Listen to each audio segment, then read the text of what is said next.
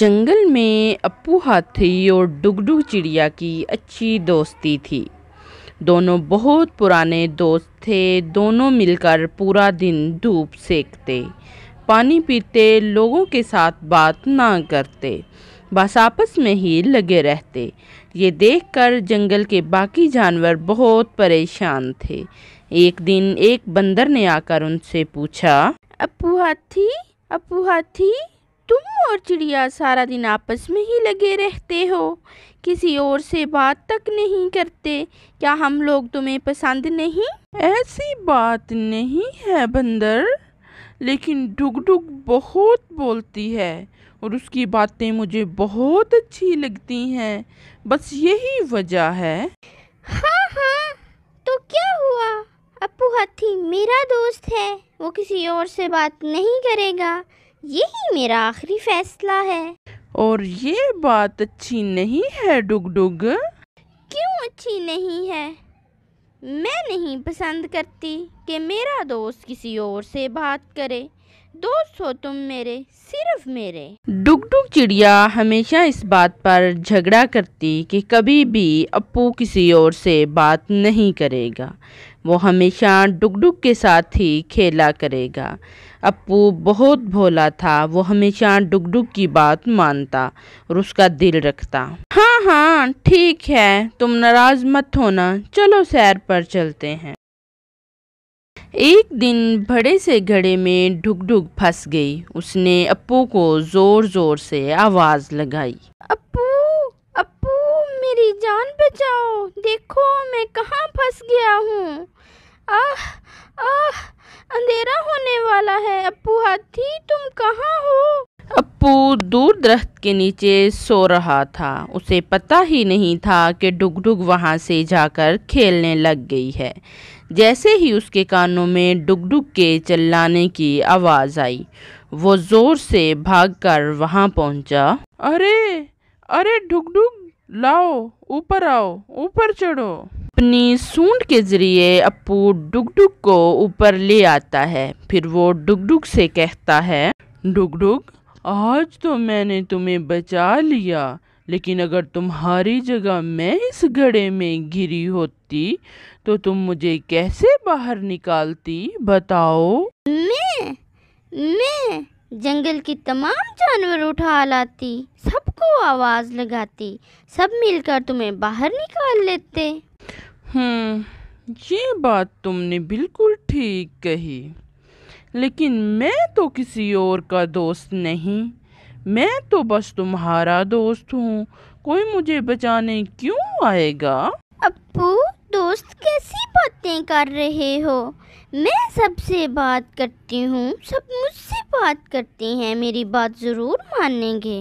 یہی بات تو تمہیں میں سمجھانا چاہتا ہوں، ڈگڈگ، مجھے بھی سب سے بات کرنے دیا کرو نا، سب سے پیار کر کے بات کر کے مجھے اچھا لگے گا، اور کبھی ضرورت پڑی تو وہ میرے کام بھی آئیں گے۔ اچھا، یہ بات تو تم نے صحیح کہی اپو، میں لالچ میں آ کر ہمیشہ تم سے بات کرنا چاہتی تھی، مگر تم کسی سے بات نہ کرو، یہ غلط سوچ تھی، مجھے معاف کر دو، پر دوستی یاد رکھنا، کسی اور کے ساتھ اتنا گھل مل مت جانا کہ مجھے ہی بھول جاؤ۔ تم فکر مت کرو، تم میری سب سے اچھی دوست ہو۔ ایک دن کچھوا اپنی دوست چڑیا سے ملنے پہنچا۔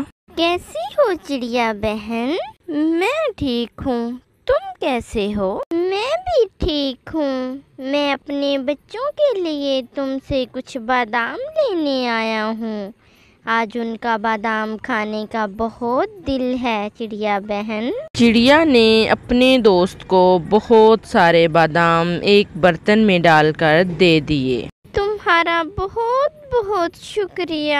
کچھوا بادام لے کر اپنے گھر کی طرف چل پڑا۔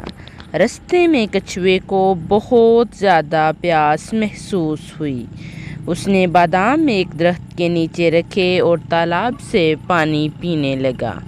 تبھی اسی درخت پر بیٹھے بندر کی نظر بادام سے بھرے برتن پر پڑی۔ ارے واہ، کیا قسمت ہے میری، کھانے کے لیے بہت سارے بادام۔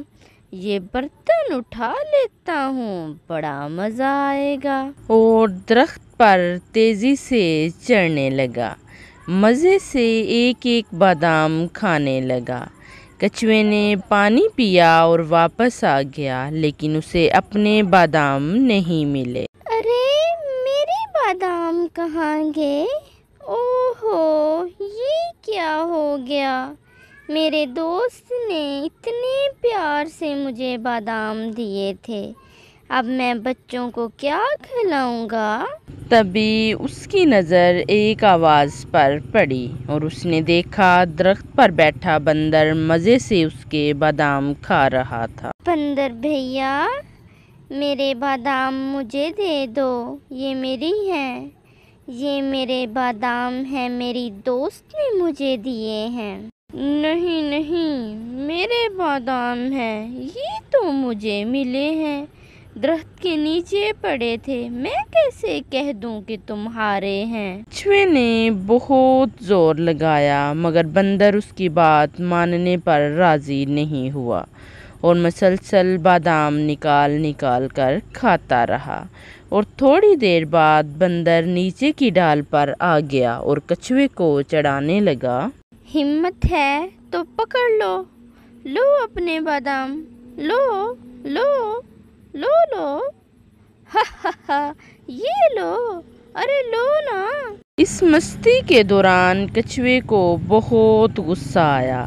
اچانک بندر کی دم کو دیکھ کر کچھوے کو ایک ترکیب سوجھی۔ اسے مزہ چکھاتا ہوں، میرے بادام کھا گیا۔ تبھی اچانک کچھوے نے اپنے منہ میں بندر کی دم کو پھنسا لیا۔ ہائے ہائے ہائے، کتنا درد ہو رہا ہے، یہ میری دم چھوڑو، چھوڑو میری دم، تمہاری اتنی ہمت، ارے چھوڑو۔ تبھی بندر نے بادام نیچے گرا دیے اور کچھوے نے اپنے منہ سے دم کو نکال دیا اور اپنے بادام اٹھا کر کہنے لگا، آج کے بعد کبھی ایسا کسی کے ساتھ مت کرنا، سمجھے آپ؟ اور اپنی سمجھداری سے کچھوے نے اپنے بادام کو واپس حاصل کر لیا۔ ہمیں کبھی دوسروں کی چیزوں پر اپنا حق نہیں جتانا چاہیے۔ ایک دن ٹنکو بندر بہت مزے سے درخت پر بیٹھا بیٹھا گانا گنگنا رہا تھا۔ مجھ سے اچھا کوئی نہیں، میں ہوں سب سے اچھا، سب کا پیارا، آنکھوں کا تارا، میں ہوں سب سے اچھا، ہاں ہاں میں ہوں سب سے اچھا۔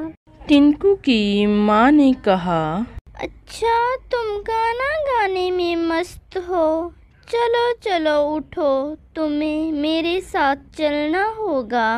ہاں مما، ہم کہاں جا رہے ہیں؟ بیٹا ہم سب کے لیے کھانا لینے جا رہے ہیں۔ چلو مما، بہت مزہ آئے گا۔ چلتے چلتے رستے میں ایک بہت بڑا آم کا درخت انہیں دکھائی دیا۔ مما دیکھیں کتنا بڑا درخت، اس پر تو بہت زیادہ مزیدار آم ہے، میرے منہ میں تو ابھی سے پانی آ گیا، ابھی سارے آم توڑ کر لاتا ہوں مما۔ ٹنکو فوراً سے درخت پر چڑھا اور فٹافٹ آم توڑنے لگا۔ یہ سب دیکھ کر ٹنکو کی ماما کو بہت غصہ آیا۔ اتنی جلد بازی اچھی نہیں ہوتی، رک جاؤ بیٹا۔ کیوں مما، کیا ہوا؟ آپ مجھے روک کیوں رہی ہیں؟